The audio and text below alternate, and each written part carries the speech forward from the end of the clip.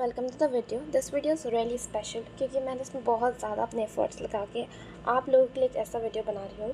तो इसमें मैंने अपनी खुद की नोटबुक में आंसर लिख के बताया कि कैसे रिप्रेजेंट करते हैं। बिकॉज देखो, सबके सब जितने भी कोई भी हो वो सब एक्सप्लेन करते हैं कि ऐसे करना है, ऐसे लिखना है, बट कोई भी रियल लाइफ में नहीं दिखाता कि कैसे एग्ज़ाम में लिखना है। तो मैं आज वैसे ही एग्ज़ाम्पल लेके आई हूँ जिसमें मैंने खुद से अपने आंसर को रिप्रेजेंट कैसे करते हैं, एक एक स्टेप, जिससे आपको पूरे के पूरे नंबर भी मिल सकते हैं। और अगर एक दो नंबर कट गए तो मतलब अच्छा स्कोर तो मिल ही सकता है, कम से कम इतना तो हम एक्सपेक्ट कर सकते हैं। तो चलिए फिर, मैं बिल्कुल थ्योरी एक्सप्लेन नहीं करने वाली हूँ, बिल्कुल कुछ नहीं। जो मैंने रियल लाइफ में अपनी नोटबुक में लिखा है बिल्कुल वैसे ही मैं एक्सप्लेन करने वाली हूँ। तो लेट्स स्टार्ट। तो आज हम देखने वाले हैं कि how to represent your answer in exam, जो कि सबसे इम्पॉर्टेंट है क्योंकि इसी के तो मार्क्स मिलते हैं। तो सबसे पहले मैंने एक आंसर लिया है, आपके ही सब्जेक्ट का है, BEEE। उसमें से किरचॉफ वोल्टेज लॉ और करंट लॉ का डेफिनेशन मैंने एक्सप्लेन किया है और इसको रिप्रेजेंट करना बताया कि एग्ज़ाम में आपको कैसे लिखना है। तो सबसे पहले मैंने इसके ऊपर लिखा है इंट्रोडक्शन। आप देख सकते हैं जो भी मैंने यहाँ पर कलर्स से जो लाइंस बनाई है वो आपको सिर्फ पेंसिल से बनाना है, बिकॉज ये एग्ज़ाम है, इसमें आपको कलर पेन्स अलाउड नहीं होंगे ऑब्वियसली। तो बट मैंने इसको थोड़ा क्रिएटिव दिखाने के लिए अपना कलर पेन्स यूज़ किया, but you have to use pencil, और पेंसिल से भी बहुत यूनिक लगने वाला है, लेट मी टेल यू। उसके बाद सबसे पहले आपको क्या करना है, एक हमने क्वेश्चन ले लिया है, अब इसके ऊपर आपको इंट्रोडक्शन देना है। तो एक बड़ा हेडिंग, तो सबसे पहले तो आप ऐसा भी कर सकते हैं, जो भी आपका आंसर है तो सबसे पहले अगर सपोज़ मैंने यहाँ पर एक लाइन ली है तो एक बड़ा सा एक आंसर करके आप ऐसे लिख सकते हैं कि आंसर ए, और विच पार्ट, आंसर ए का ये ए पार्ट, और इसको अंडरलाइन कर सकते हैं ताकि ये और मतलब हाईलाइट हो। कभी भी आंसर जो है ना, जैसे सपोज़ आपका ये पेज एंड हो रहा है, यहाँ पर कभी आंसर, नया आंसर मत स्टार्ट करना, बिकॉज कभी कभार क्या होता है, एग्जामिनर जल्दी की बाजी के चक्कर में ये वाला आंसर स्किप कर देता है, जिसकी वजह से आपको एक भी मार्क्स नहीं मिलेगा इस आंसर का। आपने लिखा है बट इसका मार्क्स आपको नहीं मिलेगा। तो बेटर आप कोई भी आंसर लिख रहे हो हमेशा सबसे ऊपर लिखो, उसके बाद वो आंसर के पॉइंट्स लिखना स्टार्ट करो, ठीक है।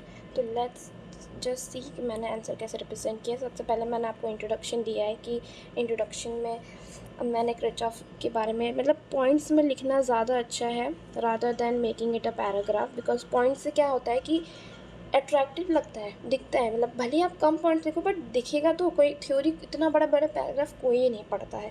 सबसे पहले तो किरचॉफ लॉ के बारे में मैंने लिखा है, तो आप हाईलाइट भी कर सकते हैं। जैसे आपने किरचॉफ लॉ के बारे में लिखा है तो आप हाईलाइट कर लीजिए कि जो एक फंडामेंटल रूल होता है इलेक्ट्रिसिटी के अंदर, और फिर इसके जो टाइप्स होते हैं, जैसे मैंने यहाँ पर बुलेट्स बना के लिखे हैं, तो आप भी ऐसे बुलेट्स बना के लिख सकते हैं कि ये उसके टाइप्स होते हैं। तो जैसे ये जो है बुलेट्स मैंने ऐसे लिखे हैं, ठीक है। तो आप ऐसे लिख सकते हैं कि इसके ये 2 टाइप्स के होते हैं, ठीक है। तो आपने ऐसे एक्सप्लेन कर लिया, तो अब ये कितना नीट लग रहा है। आपने इतने से पेज में सिर्फ आपने इंट्रोडक्शन ही दे दिया और ये कितना आधा से ज़्यादा पेज कर गया, ठीक है।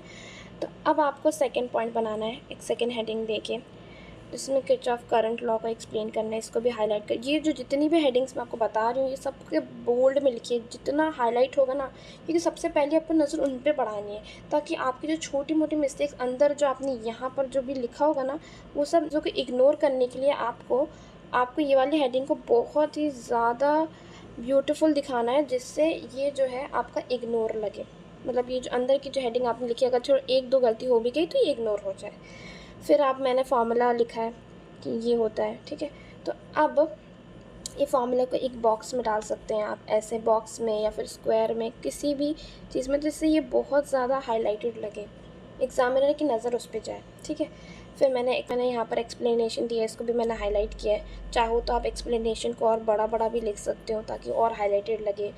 फिर मैंने एक डायग्राम के लिए एक बनाया, तो डायग्राम इज़ इम्पॉर्टेंट। अगर देखो डायग्राम नहीं भी है तो कोई बात नहीं, आपने जो लिखा है वो भी अच्छा है। जहाँ ज़रूरत हो डायग्राम, जो कोशिश करो। डायग्राम नहीं है तो कोई बात नहीं, ज़रूरी नहीं है कि हर क्वेश्चन में आंसर में डायग्राम डालना है, इट्स ओके।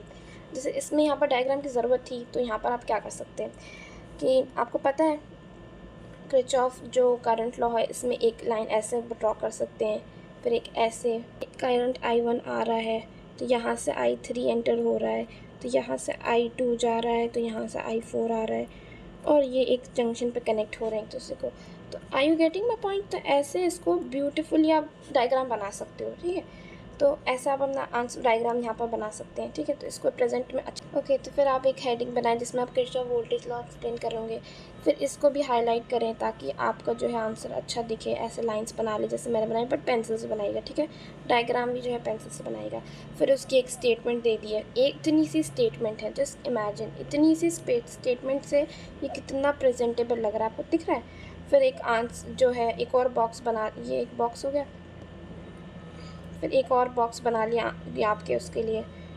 तो इससे बहुत ज़्यादा प्रेजेंटेबल लगता है। फिर एक्सप्लेनेशन दे दीजिए कि आपने क्या लिखा है कि sum of voltage drop in a loop जो होता है टोटल ईएमएफ होता है, इसको हाईलाइट कर लिया। अगर आपको लग रहा है इसका डायग्राम बनाना है तो बनाइए, नहीं लग रहा है तो आपका जो भी आप लिख रहे हैं वो सफिशिएंट है। तो ये वाला डायग्राम वाला पार्ट स्किप भी कर सकते हैं, बट अगर आपको करना है तो आप कर भी सकते हैं। फिर अब आजकल तो इतना ज़्यादा आप अच्छे से एलाबरेट कर सकते हैं आंसर। हम अब और बड़ा आंसर करने के लिए आप एप्लीकेशन डाल सकते हैं। आप इतना भी आंसर लिखिए कि that's fine, but if you want more elaboration और अच्छे मार्क्स चाहिए तो आप और क्या कर सकते हैं, यू कैन ऐड एप्लीकेशन वाला पार्ट। ये बहुत अच्छा है, आपको बहुत अच्छे नंबर दिला देगा। तो आप ऐसे एप्लीकेशन वाले पार्ट को हाईलाइट कर लिए। जो भी आप चैट जीपीटी कर लिए, आप उनसे पूछ सकते हैं कि एप्लीकेशंस वाला पार्ट बता दें, तो आपको एप्लीकेशन बता देंगे। तो ऐसे एप्लीकेशन लिखने से भी बहुत ज़्यादा अच्छा लगता है कि हाँ इसको आता है। This is the way you present your answer. अगर आपको और भी ऐसे वीडियोस चाहिए कि मैं और आंसर्स लेके आऊँ प्रेजेंट करने पे, तो मुझे टॉपिक बोल दिएगा और किस पे नेक्स्ट वीडियो बनाना है, किस आंसर राइटिंग पे। वो मैथमेटिक्स जो भी हो सकता है, कोई भी, मतलब मैथमेटिक्स का सब्जेक्ट भी हो सकता है, कोई से भी सब्जेक्ट हो सकता है। Just let me know, I will prepare this for you.